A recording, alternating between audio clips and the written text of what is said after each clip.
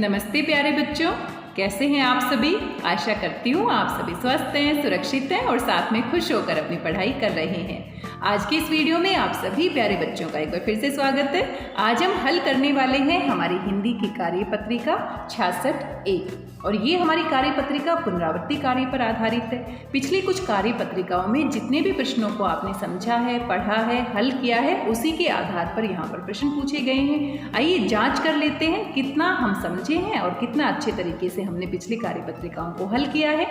सबसे पहले आप यहाँ पर लिखेंगे कक्षा 5 जो भी आपका सेक्शन है, दिनांक आपका है 9 सितंबर 2021, विद्यार्थी का नाम आपको यहाँ पर लिखना है और यहाँ पर आपको अपने हिंदी के अध्यापक या हिंदी की अध्यापिका का नाम लिखना है।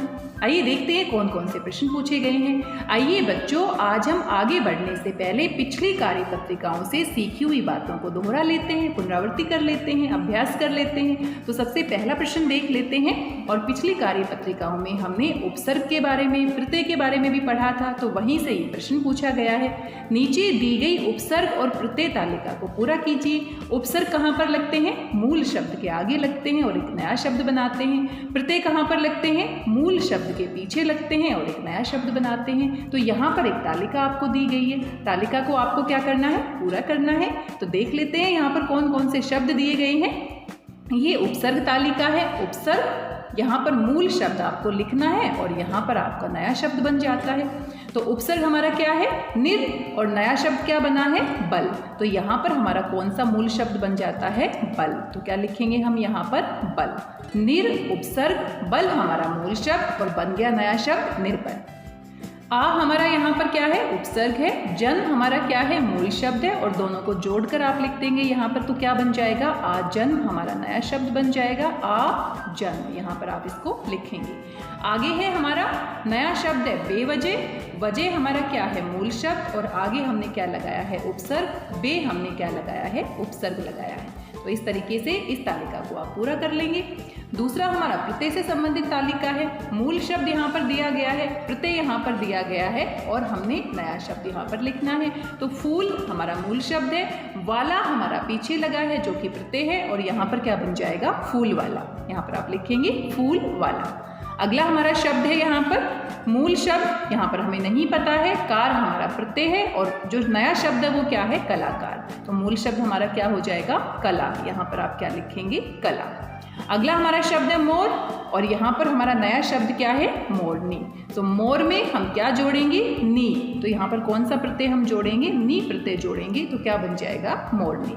तो इस तरीके से इस तालिका को आप क्या कर लेंगे? पूरा कर लेंगे। सभी खाली स्थान को आप उपसर्ग या प्रत्यय की सहायता से पूरा कर लेंगे। आगे हमारा दूसरा प्रश्न दिया गया है और ये हमारा काल से संबंधित है। याद कीजिए, पिछली जो हमारी कार्यपत्रिका थी वो हमारी काल से संबंधित थी। जिन शब्दों से क्रिया के काल के बारे में, समय के बारे में पता चलता है उसको हम क्या कहते हैं? काल कहते हैं। और मुख्य रूप से कितने प्रकार के काल होते हैं? 3 प्रकार के काल होते हैं। वर्तमान काल, भूतकाल, भविष्यत काल। तो यहाँ पर ये हमारा काल से संबंधित प्रश्न दे दिया गया है। दिए गए विकल्पों में से सही विकल्प चुनकर वाक्य को पूरा कीजिए। आज विद्यालय की छुट्टी और खाली स्थान, और हमें बनाना क्या है? वर्तमान काल। तो आज कब लगाते हैं? वर्तमान काल में लगाते हैं। तो आज विद्यालय की छुट्टी है, तो यहाँ पर क्या लिखेंगे? ह। आज विद्यालय की छुट्टी है, वर्तमान काल में हमारा वाक्य बन जाता है। दूसरा हमारा है हम सब मिलकर कल पढ़ाई। तो कल हमारा क्या है? भविष्यत काल में बनाना है, तो कल पढ़ाई करेंगे। तो यहाँ पर आप क्या लिखेंगे? करेंगे। हम सब मिलकर कल पढ़ाई करेंगे। कौन सा हमारा वाक्य बन गया है? भविष्यत काल में। बिल्ली दूध वाले से बचकर खाली स्थान, और कौन सा बनाना है? वर्तमान काल। तो बिल्ली दूध वाले से बचकर वर्तमान काल में आपको बनाना है, तो क्या आएगा? भाग रही है। भाग रही है, तो ये हमारा भाग रही है अगर इसके पीछे लगा देंगे तो वाक्य हमारा किस में बन जाएगा? वर्तमान काल में। मैं कल बाजार से सब्जी, और भूतकाल में बनाना है, तो भूतकाल में काम हो चुका है। मैं कल बाजार से सब्जी लाया था। क्योंकि हमने काल को भी ध्यान में रखना है, किस काल में अपने वाक्य को बनाना है। आइए अगला प्रश्न देख लेते हैं और ये हमारा सोमवार की कार्यपत्रिका के ऊपर आधारित है। वे दिन भी क्या दिन थे। हमारा पाठ है, एक विज्ञान कथा है और वहाँ पर कुछ नए रूप में, पुराने रूप में कुछ वस्तुओं को दिया गया था और उनको यहाँ पर हमने क्या करना है, मिलान करना है। वस्तुओं के पुराने रूप का नए रूप के साथ आपने क्या करना है, उचित मिलान करना है। तो पुराना रूप यहाँ पर दिया गया है और नया रूप यहाँ पर दिया गया है। तो ये हमारा क्या है, पुराने ज़माने का टेलीफोन है। और आजकल जो पुराने ज़माने का टेलीफोन है वो बदल गया है, किसमें, मोबाइल में बदल गया है। ये हमारा चूल्हा है और चूल्हे पे पुराने ज़माने में खाना बनाया जाता था। ज़्यादातर लोग पुराने ज़माने में चूल्हे पर ही खाना बनाते थे क्योंकि उनके पास और कोई ऑप्शन ही नहीं होता था।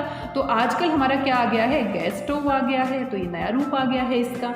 पहले ज़माने में बैलगाड़ी होती थी, घोड़ा गाड़ी होती थी एक स्थान से दूसरे स्थान पर जाने के लिए। और आजकल ज़माना इतना बदल गया है, नए रूप में हमारे पास क्या आ गई है, कार आ गई है। कार की सहायता से हम जा सकते हैं। ये हमारा क्या है, छोटी सी नाव है और नाव की सहायता से हम किसी भी नदी को पार कर सकते थे। एक स्थान से दूसरे स्थान पर नदी या नालों को पार करके जा सकते थे।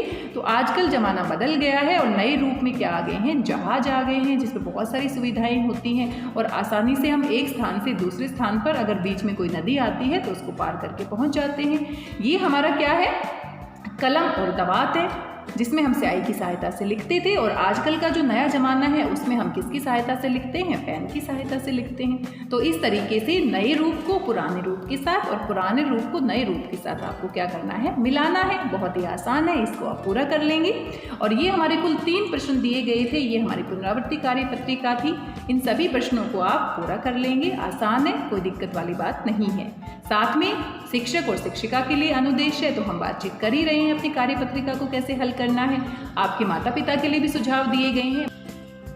बच्चों को पुनरावृत्ति कार्यपत्रिका के महत्व की जानकारी दीजिए और उन्हें आत्म विश्लेषण, सभी प्रश्नों को पहले आपने खुद से समझ के पूरा करना है, खुद से हल करना है ताकि आप पता लगा सके कि कितना आप समझे हैं और कितना आप नहीं समझे हैं। अगर नहीं समझ आता है तो आप अपने माता पिता की मदद ले सकते हैं, अपने अध्यापकों की मदद ले सकते हैं। तो इस तरीके से इस पुनरावृत्ति कार्यपत्रिका के सभी प्रश्नों को आपने हल करना है। कोविड-19 के दौरान आप अच्छे से जानते हैं, अपने हाथों को बार बार साबुन और पानी से धोना है, खुद भी सुरक्षित रहना है और सभी को सुरक्षित रखना है। आज की इस कार्यपत्रिका में बस इतना ही। आशा करती हूँ सभी प्रश्न आप समझ गए होंगे और इनको पूरा करेंगे। मिलते हैं अगली कार्यपत्रिका में कुछ और महत्वपूर्ण जानकारी के साथ, कुछ नई कार्यपत्रिकाओं के साथ। तब तक स्वस्थ रहिए, व्यस्त रहिए, मस्त रहिए, खुश होकर पढ़ते रहिए। मेरी भाषा हिंदी भाषा परिवार के साथ जुड़ने के लिए आप सभी का धन्यवाद, बहुत बहुत धन्यवाद।